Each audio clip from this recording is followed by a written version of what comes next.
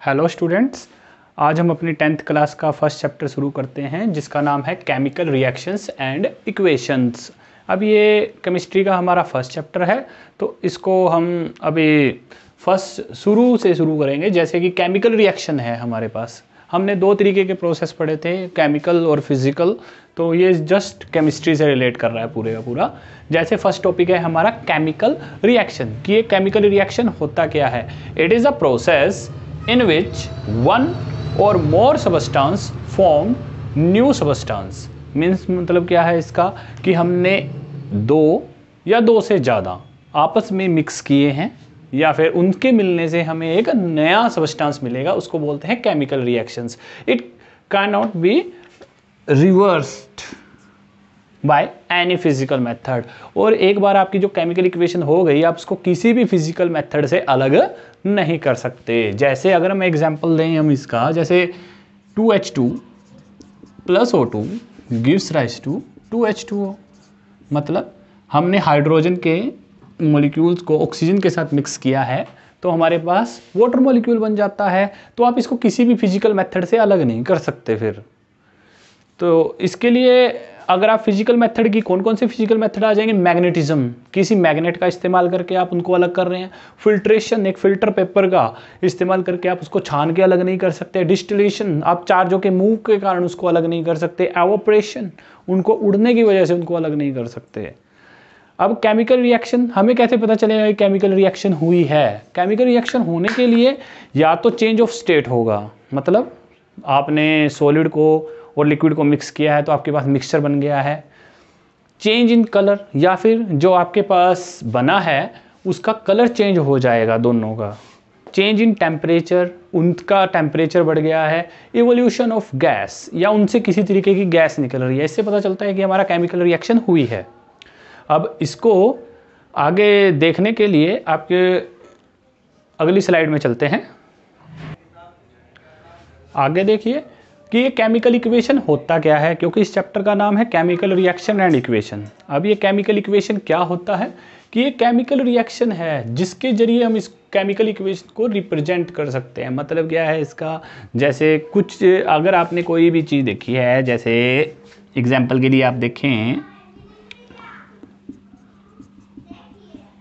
A plus B है, दोनों mix होके कुछ C दे रहे हैं, तो इनकी जगह हम कुछ भी यूज कर सकते हैं। जैसे अपने पानी के केस में हमने किया था 2H2 plus O2 gives rise to 2H2O। इसका मतलब ये कुछ सिंबल्स हैं जिसका इस्तेमाल करेंगे हम अपनी केमिकल रिएक्शन को रिप्रेजेंट करने के लिए।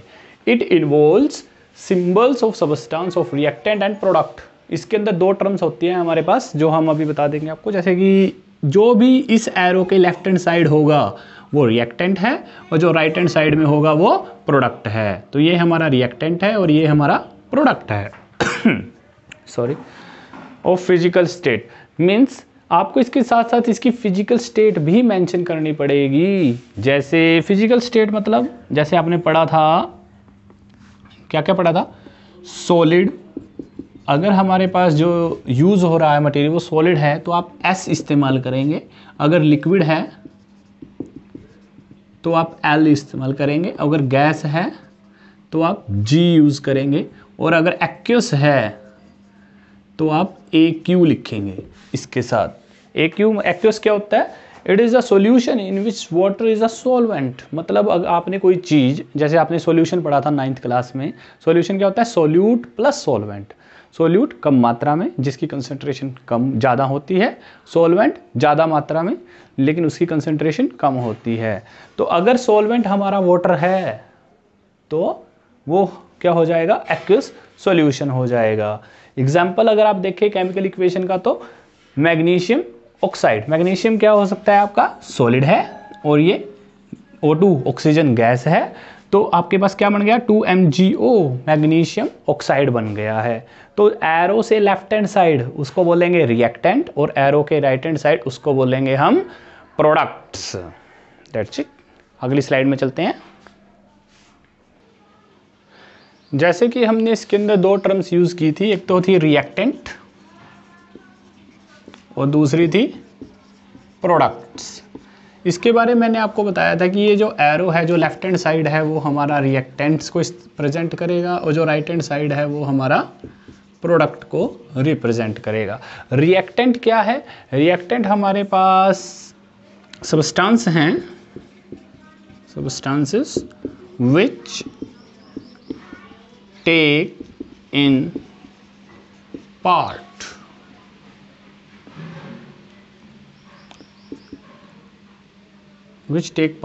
into chemical equation, chemical reaction। मतलब रिएक्टेंट वो सब्सटेंस हैं जो हमारे किसी भी रिएक्शन के अंदर टेक पार्ट करते हैं। प्रोडक्ट्स हमारे वो हैं जो फॉर्म्ड सब्सटेंस है, रिएक्शन होने के बाद जो भी सब्सटेंस बना उसको हम क्या बोलेंगे? प्रोडक्ट बोलेंगे। जैसे एग्जांपल अगर हम वही वाटर का ले लें तो 2H2 है, या कार्बन डाइऑक्साइड का ले लें, C+O2 gives rise to CO2।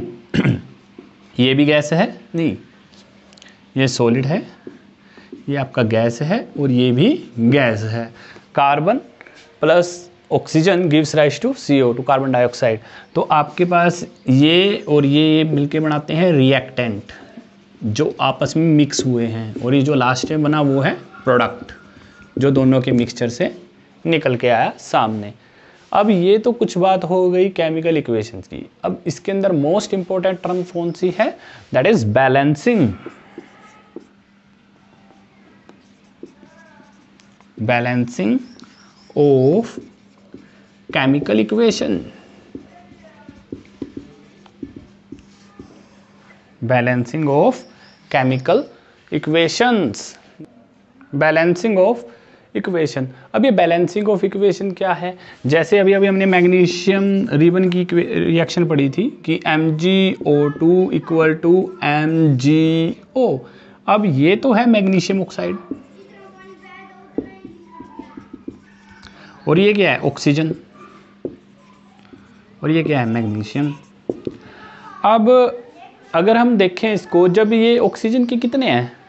2 atoms, मतलब एक मॉलिक्यूल है ये ऑक्सीजन का, और ये क्या है? यहाँ पे कितनी है? एक ही ऑक्सीजन। इसका मतलब ये क्या है? अनबैलेंस केमिकल इक्वेशन है। तो ये अगर इसको बैलेंस करना हो आपको तो क्या करना पड़ेगा? इसको 2 से मल्टीप्लाई करना पड़ेगा और इधर भी 2 से मल्टीप्लाई करना पड़ेगा, तब जाके ये बैलेंस होगी केमिकल इक्वेशन। अब ऐसा करने की हमें ज़रूरत क्यों पड़ी? हमने 9th क्लास में पढ़ा था लॉ ऑफ मास कंजर्वेशन, जिसके अकॉर्डिंग क्या था कि नंबर ऑफ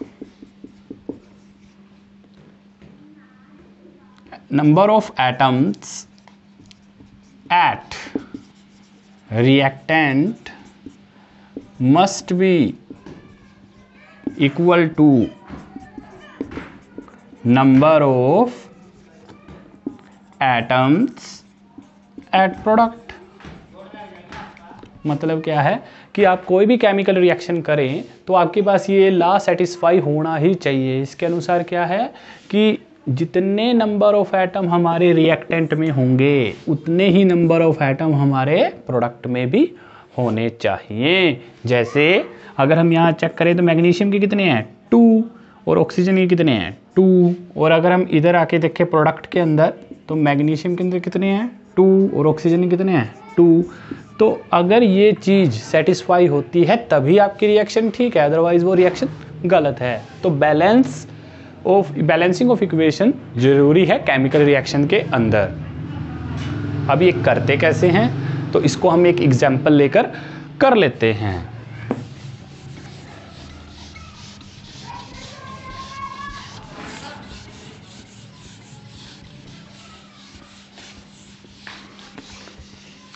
जैसे आपको बोल दिया गया कि Fe, या आपको बोल दिया ferrous plus water equal to ferric oxide, ferric oxide plus hydrogen. अब सपोज करो आपको यही लिख दिया गया है, यही इक्वेशन कि आपने एक केमिकल रिएक्शन लिखनी है, तो आपने इसको लिखा Fe plus H2O gives rise to Fe3O4 plus H2। ये आपके पास इक्वेशन बन गई है। क्या ये बैलेंस है या नहीं है? अगर बैलेंस है तो ठीक है, अगर नहीं है तो हम इसको बैलेंस करेंगे। तो कैसे करेंगे, स्टेप बाय स्टेप चलते हैं। तो सबसे पहले आप क्या करें, इनको एक एक बॉक्स के अंदर, ब्रैकेट के अंदर बंद कर दें ऐसे। नाउ एक टेबल बनाएंगे, Fe हाइड्रोजन ऑक्सीजन जितने भी हैं हमारे पास, लेफ्ट हैंड साइड की अलग टेबल बना लेते हैं और राइट हैंड साइड की अलग टेबल बना लेते हैं। देखना जरा, हमारे सारे एटम कंप्लीट होने चाहिए, इसके अलावा कोई भी एटम नहीं है। यहाँ पे भी FeOH2 सारे के सारे हमने लिख लिए हैं। तो इधर काउंट करते हैं, Fe कितना है 1, हाइड्रोजन कितने हैं 2, ऑक्सीजन कितने हैं 1, और यहाँ पे Fe कितने हैं 3, हाइड्रोजन कितने हैं 2, ऑक्सीजन कितने हैं 4। तो यहाँ पे बैलेंसिंग है या इम्बैलेंस है? तो ये टोटली इम्बैलेंस है, तो आपको इसको बैलेंस करना पड़ेगा। तो बैलेंस करने के लिए क्या करेंगे, सबसे पहले जो सबसे ज़्यादा नंबर ऑफ एटम है उसको सिलेक्ट करेंगे। जैसे ये कितने हैं 4, ये कितने हैं 1, तो हम क्या करेंगे, लेफ्ट हैंड साइड रिएक्टेंट्स में ऑक्सीजन को 4 से मल्टीप्लाई कर देंगे। तो आपने किया Fe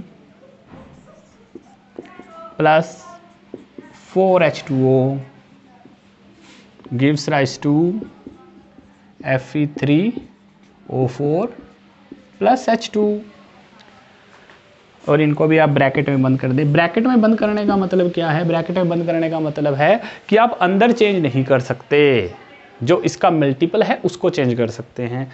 तो आपने इसको किससे मल्टीप्लाई किया 4 से, और फिर से हम वही टेबल बनाते हैं, FeH हाइड्रोजन ऑक्सीजन,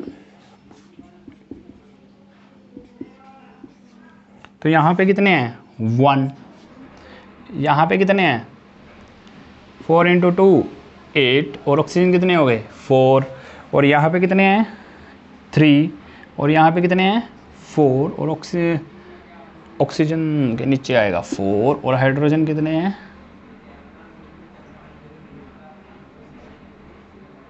2।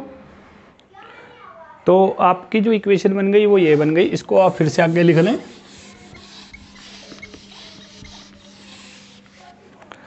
तो इस इक्वेशन के अंदर आप यहाँ पे 4 लगाए तो आप यहाँ पे भी 4 लगा लें, तो 4 × 2 8। तो आपके कौन कौन से बैलेंस हो गए, हाइड्रोजन ऑक्सीजन, ये आपके बैलेंस हो चुके हैं। सिर्फ अभी आपके पास सिर्फ एक एरर रहता है, वो है Fe का, फेरस का। तो आप क्या करेंगे, इसको इस टेबल के अंदर इसको आप अब 3 से मल्टीप्लाई कर देंगे। तो आपकी मॉडिफिकेशन इक्वेशन क्या होगी, 3Fe plus 4H2O gives rise to Fe3O4 plus 4H2। अब आप फिर से एक बार टेबल बनाएंगे तो देखते हैं कि क्या ये बैलेंस है या नहीं है। तो देखो इसको, तो ये बन गया 3Fe plus 4H2O gives rise to Fe3O4 plus 4H2। तो ये बिल्कुल बैलेंस है। आप चाहें तो इसको टेबल में बना सकते हैं। देखते हैं कैसे।